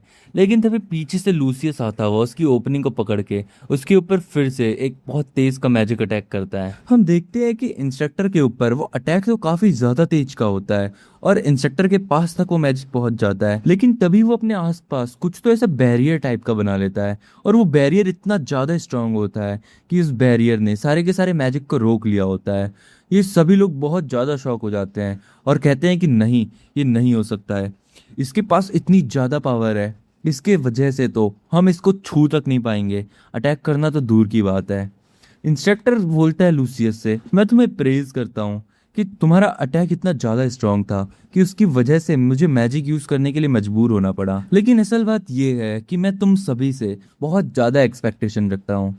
अगर तुम लोग 1 घंटे के अंदर अपनी इस ट्रेनिंग एक्सरसाइज को क्लियर नहीं कर लेते हो तो तुम्हारी जो 4 मैन की टीम है वो डिसबैंड हो जाएगी, और तुम लोगों को फिर से एक नई टीम रीअसाइन की जाएगी और तुम लोग फिर से एक लोअर लेवल से शुरू करोगे। वो कहता है कि मैंने तुम लोगों को ये कहा था कि ये एक टीम टास्क है और इसीलिए तुम चारों को साथ में अटैक करने के लिए बोला था। तुम लोग अगर थोड़ा भी केयरफुली सोचो तो तुम समझ पाओगे कि ये सब कुछ कैसे करना है। ऑल्सो अब मैं बता दूं कि अगले 1 घंटे तक मैं तुम्हारे ऊपर एकदम रफ जाऊंगा। इसका मतलब अपनी फुल पोटेंशियल में मैं तुम्हारे अटैक्स को डॉज करूंगा और तुम्हारे ऊपर भी अटैक करूंगा। तुम लोग अगर इतने इतने समझदार हो कि तुम एक स्ट्रेटजी बना सको तो बनाओ, वरना ये फालतू सी ओपनिंग ढूंढ के तुम मुझे तो नहीं हरा पाओगे। वो रेड हेयर वाली लड़की बोलती है कि ये तो बहुत ज़्यादा अनोइंग है, आखिर इसकी प्रॉब्लम क्या है, क्या ये आदमी एक इंसान है भी या नहीं है। उतने में वो रेड हेयर वाली लड़की लूसियस से बोलती है कि हे तुम्हारे पास कोई प्लान है ना, है ना। लूसियस से वो बोलती है कि वैसे तो ये बहुत ज़्यादा अनोइंग है, लेकिन तुम में इतनी कैपेसिटी है कि तुम इंस्ट्रक्टर को मैजिक का यूज़ करने के लिए मजबूर कर दो, तो इस बार मैं तुम्हारी बात मानूंगी और जैसा तुम कहोगे वैसा ही करूंगी। उसके अंदर ईगो तो बहुत ज़्यादा होता है, लेकिन वो ईगो साइड में रखते हुए कहती है कि मैं इस बार हारना नहीं चाहती हूँ इस जगह पे, इसीलिए अभी हमें टीम होना पड़ेगा। वो बोलती है कि तो फिर बताओ तुम्हारे पास क्या स्ट्रेटेजी है। लूसियस उन सभी को बोलता है कि जब मेरे मैजिक ने उसे हिट किया तो मैंने देखा कि उसका जो बैरियर था उसमें कोई टाइप का माइनर डिस्टॉर्शन था जो कि उसके डिफेंस बैरियर को शेप कर रहा था। हेक्टर बोलता है कि तुमने अगर डिफेंस मैजिक देख लिया तो उससे तुम आखिर क्या उखाड़ लोगे। लूसियस बोलता है कि वो जो डिफेंस मैजिक है वो प्रोबेबली कंसंट्रेट करता है माना पे एक स्पेसिफिक पॉइंट पे इम्पैक्ट करने के लिए, और इसकी वजह से वो उसकी हार्डनेस बढ़ाता है। इसका मतलब उसका जो बैरियर है उसमें जैसे एक पर्टिकुलर पॉइंट पे कोई अटैक हुआ तो सारा का सारा माना दूसरी जगहों से डिस्टॉर्ट होकर उस एक जगह पे फोकस करने लग जाता है। और अदर वर्ड्स में कहूँ तो इसका मतलब ये है कि अगर हम लोग और बहुत सारी इस जगह पे एक साथ में अटैक करें तो उसका जो माना है वो अलग अलग जगह पे डिस्पर्स होने लग जाएगा और उसकी जो बैरियर की ओवरऑल स्ट्रेंथ है वो ड्रॉप होने लग जाएगी। और अगर हमने ऐसा कर लिया तो मे बी हम उसके बैरियर को तोड़ पाएं। हेक्टर मन ही मन में शौक हो रहा होता है कि आखिर लूसियस ने सिर्फ एक सिंगल अटैक में इतनी बड़ी स्ट्रेटजी को कैसे फाइंड आउट कर लिया। मन ही मन में वो भी शौक हो रहा होता है, और वो हुडी वाला बंदा कहता है कि अमेजिंग, ये बहुत अच्छी स्ट्रेटजी है। फिर वो लड़की कहती है कि इसका मतलब ये है कि हमें इसके ऊपर ज़्यादा से ज़्यादा अटैक्स करने पड़ेंगे। लूसियस सभी से बोलता है कि क्या तुम ये कर पाओगे सारे के सारे। हेक्टर बोलता है कि एल्विनिस्टर, ये मत सोचना कि मैं ये सब कुछ इसलिए कर रहा हूँ ताकि मैं तुम्हारी हेल्प करूँ, मैं ये सब अपने लिए कर रहा हूँ। और वो जो हुडी वाला होता है वो भी कहता है कि अटैक्स को तुम मेरे ऊपर छोड़ दो।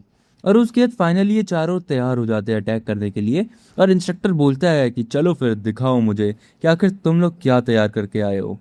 हम देखते हैं कि वो लोग अपने अटैक करने के लिए रेडी हो जाते हैं और इंस्ट्रक्टर के ऊपर अटैक करना स्टार्ट कर देते हैं। और अलग अलग जगहों से वो सभी लोग इंस्ट्रक्टर के बैरियर्स पे अटैक कर रहे होते हैं और अपने अपने मैजिक पावर्स का यूज़ कर रहे होते हैं। इंस्ट्रक्टर मन ही मन में कह रहा होता है कि तुम्हें क्या लग रहा है, तुम ज़्यादा नंबर ऑफ अटैक से मेरे इस बैरियर को तोड़ पाओगे? हाँ, तुमने दिमाग तो ठीक लगाया है लेकिन तुम इसे कर नहीं पाओगे।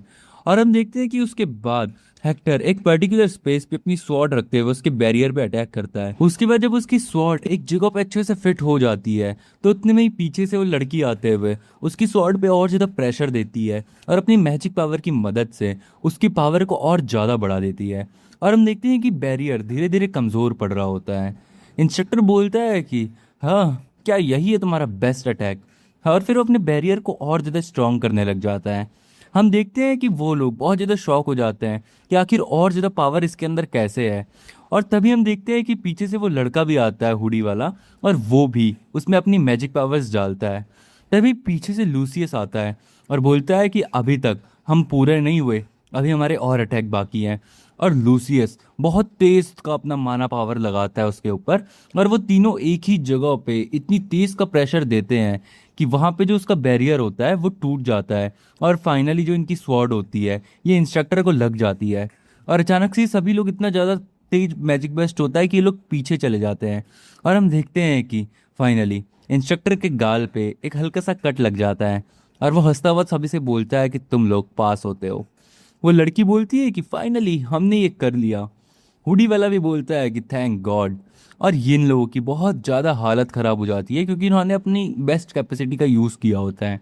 वो लड़की बोलती है कि तुम लोगों को मुझे थैंक्स करना चाहिए इस सब के लिए क्योंकि सबसे ज़्यादा पावर तो मेरी ही लगी है।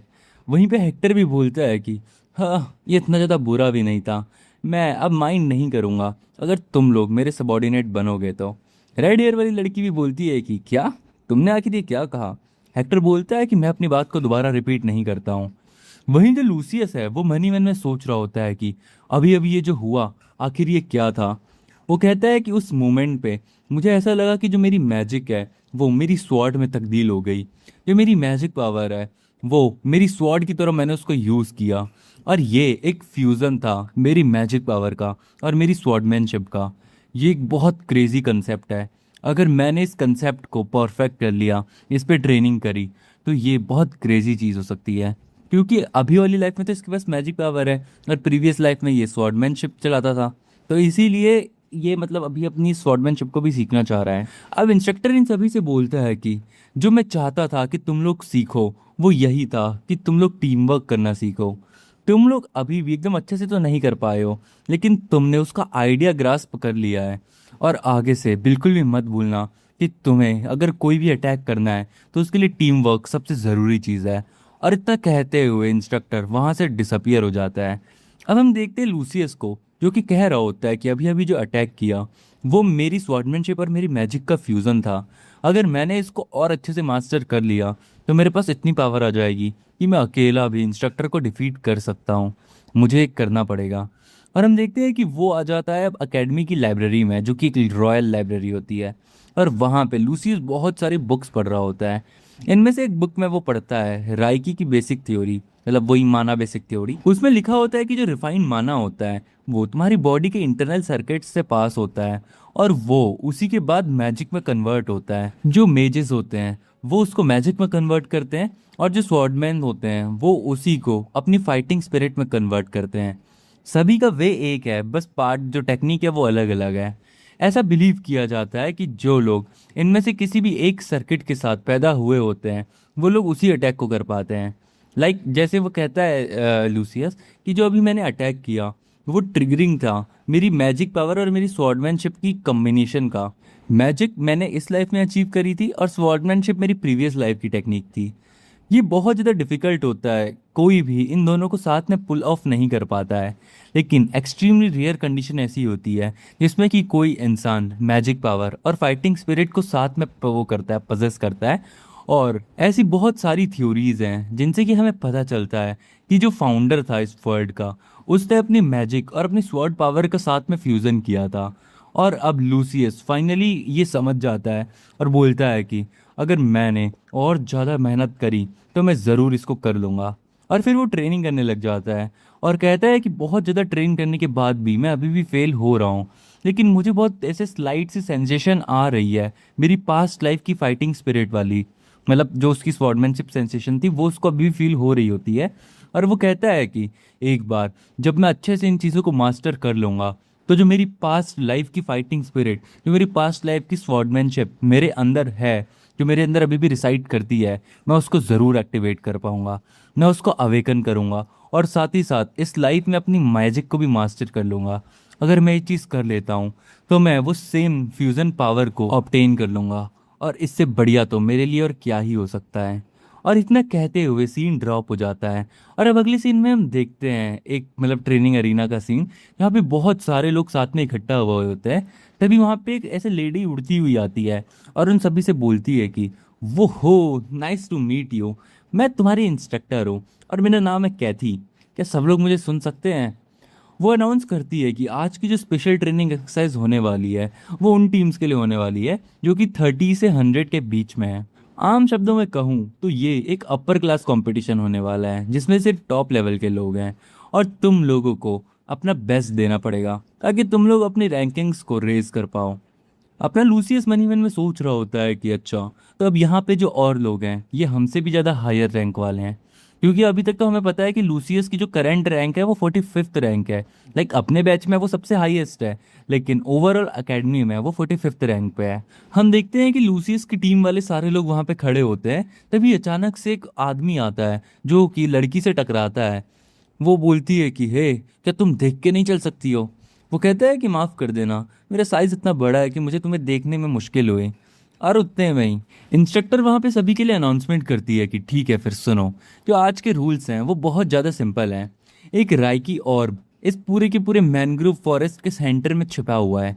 राइकी ऑर्ब बोले तो बेसिकली कुछ ऐसी हर्ब टाइप की जो कि बहुत ज़्यादा डिवाइन है, उसके अंदर माना ही माना है। वो कहती है कि जो भी टीम सबसे पहले उसको ले आएगी वो टीम जीत जाएगी। ये सुनते ही राइकी और ये क्रिस्टल है जो कि बहुत ज़्यादा हाईली कंडेंस्ड है, मतलब इसके अंदर बहुत हाई अमाउंट ऑफ माना है, और कोई भी जो उसको एब्जर्व करता है तो उसकी बॉडी की जो माना कैपेसिटी है वो सिग्निफिकेंटली बहुत ज़्यादा इंक्रीज हो जाती है, और ये एक बहुत ज़्यादा स्पेशल आइटम है। वो बोलती है इंस्ट्रक्टर कि तुम सभी को ये चाहिए होगा है ना, तो ठीक है फिर तुम्हारा मिशन शुरू होता है। सभी लोग आपस में बोल रहे होते हैं कि मैं उसको सबसे पहले लाऊंगा और अपनी माना कैपेसिटी को इंक्रीज़ करूंगा, और अगर मैंने ऐसा कर लिया तो फिर मुझे बहुत समय तक ट्रेनिंग भी नहीं करनी पड़ेगी, मैं इतना ज़्यादा स्ट्रांग बन जाऊंगा। लूसियस भी मन ही मन में सोच रहा होता है कि फाइनली अब मैं अपना काम कर सकता हूँ। अगर मैं उसको ले आता हूँ उस हर्ब को, तो मेरे अंदर की जो माना अमाउंट है वो बहुत ज़्यादा बढ़ जाएगा, और एक हाई प्योरिटी माना मेरी बॉडी में एक ही साथ में फ्लो करेगा, जिसकी वजह से शायद मैं अपनी पास्ट लाइफ की स्वॉर्डमैनशिप स्पिरिट को दोबारा से अवेकन कर पाऊँ। ये मेरे लिए सबसे बेस्ट चीज़ है। इंस्ट्रक्टर अनाउंस करती है कि एक रूल ये भी है कि तुम लोगों को अदर टीम्स से लड़ना परमिटेड है। इसका मतलब ये है कि तुम कुछ भी कर सकते हो, साम दाम दंड भेद, किसी को भी मार सकते हो, और जो तुम्हारी डेडलाइन है वो है आज अंधेरा होने तक की। और हम देखते हैं कि सारी की सारी टीम्स रेडी हो जाती हैं और फाइट करने के लिए और उस हब को ढूंढने के लिए तैयार होती हैं। और तभी इंस्ट्रक्टर बोलती है कि ठीक है फिर अब तुम्हारा टास्क शुरू होता है, सब लोग शुरू हो जाओ। और हम देखते हैं कि ये सारे के सारे लोग फॉरेस्ट की ओर को जाना शुरू हो जाते हैं। हम देखते हैं कि कुछ लोग वहाँ पे अपनी टीम के पास आते हैं और बोलते हैं कि ओह देखो, ये तो नए स्टूडेंट्स हैं, तो क्यों ना इन्हीं को मारने से शुरू करें। तभी हेक्टर बोलता है कि ये लोग तो हमसे भी ज़्यादा हाई रैंक पे हैं। तभी उतने में ही वो लोग उसके ऊपर अटैक कर देते हैं, और लूसियस बड़े प्यार से इनको हरा देता है अपनी मैजिक पावर की यूज़ करते हुए। और पीछे से हेक्टर और वो लड़की बहुत ज़्यादा शॉक हो जाते हैं कि इसने तो हाई रैंक वालों को भी हरा दिया। तभी लूसियस बोलता है कि ये रैंकिंग्स से खुद को डराओ मत, रैंकिंग्स कुछ भी मैटर नहीं करती हैं। सिर्फ ये रिमेंबर करो कि हमारी ट्रेनिंग एक्सरसाइज क्या थी जिसमें कि हमने इंस्ट्रक्टर को हराया था। हम लोग स्ट्रांग हैं, ये चीज़ मत भूलो। तभी उतने में ही हम देखते हैं कि वहाँ पे कुछ और लोग आ जाते हैं और पीछे से हंसते हुए बोलते हैं कि ओह, तुम लोग स्ट्रांग हो क्या, तो आ जाओ हमसे फाइट करो ना, तुम्हारे लिए असली बैटल तो अब शुरू होगी। हेक्टर बोलता है कि रियल फाइट, और उतने में ही वो लोग उसके ऊपर अटैक करने के लिए आगे बढ़ जाते हैं और बोलते हैं कि हाँ बच्चे, रियल फाइट अब शुरू होगी। हम तुम्हारी रैंकिंग्स को बहुत इजीली ले लेंगे। और वो हेक्टर के ऊपर अटैक करता है। हेक्टर थोड़ा थोड़ा तो डर रहा होता है, लेकिन क्योंकि लूसियस ने उन्हें कॉन्फिडेंस दे दिया होता है तो हेक्टर फाइट करता है और स्वॉर्ड स्ट्राइक से उस बंदे को हरा देता है। उतने में उसके बाकी टीममेट्स भी हमारी टीम की तरफ अटैक करने के लिए आगे बढ़ते हैं और बोलते हैं कि इतनी जल्दी खुश मत हो। और वो रेड हेयर वाली लड़की के ऊपर अटैक करते हैं, लेकिन वो लड़की भी बहुत तेज का पंच इन लोगों के ऊपर मारती है और अपनी मैजिक पावर से वो भी एक बंदे को हरा देती है। फिर जो अपना तीसरा टीममेट होता है नोहा, उसके ऊपर भी कुछ लोग अटैक करते हैं और वो भी थोड़ा ऐसे डरते हुए फाइट करता है और कह रहा होता है कि हाँ हम स्ट्रांग हैं, हमें कर सकते हैं। और ऐसा कहते हुए वो भी उसको हरा देता है। और अब हम देखते हैं कि फाइनली एक ही बंदा बचा होता है जिसको कि अपना लूसियस हरा देता है। और फाइनली ये लोग इस पूरी पूरी टीम को डिफीट कर देते हैं। हम देखते हैं कि जो हमारी इंस्ट्रक्टर होती है वो अपनी मैजिक पावर से ये सब कुछ देख रही होती है और कहती है कि जो टॉप 5 टीम्स हैं वो सिर्फ 5 मिनट के अंदर एलिमिनेट हो गई और उनको डिफीट करने वाले एक फर्स्ट ईयर के स्टूडेंट्स हैं। ये 3 लोग सच में बहुत ज़्यादा इनक्रेडिबली स्ट्रांग है। और जो चौथा बंदा इनकी टीम में है, ये बच्चा, इसने इन तीनों के अंदर ऐसा कॉन्फिडेंस जगाया कि ये लोग फाइट करने के लिए तैयार हुए। इसने उनका मोराल इंक्रीज किया। इसमें सच में एक अपर क्लासमैन की पावर है। और ऐसा कहते हुए वो कह रही होती है कि आखिर ये बच्चा कौन है, लूसियस एलमिंस्टर। एंड बस यहीं पे हमारा ये वाला चैप्टर खत्म हो जाता है। सो अगर वीडियो पसंद आई हो तो वीडियो को लाइक कर देना, चैनल को सब्सक्राइब कर देना और कमेंट बॉक्स बगल में एक हाइप वाला ऑप्शन दिख रहा होगा, उससे आप लोग वीडियो को हाइप भी कर देना प्लीज़, ताकि मैं नेक्स्ट पार्ट जल्दी ला सकूँ।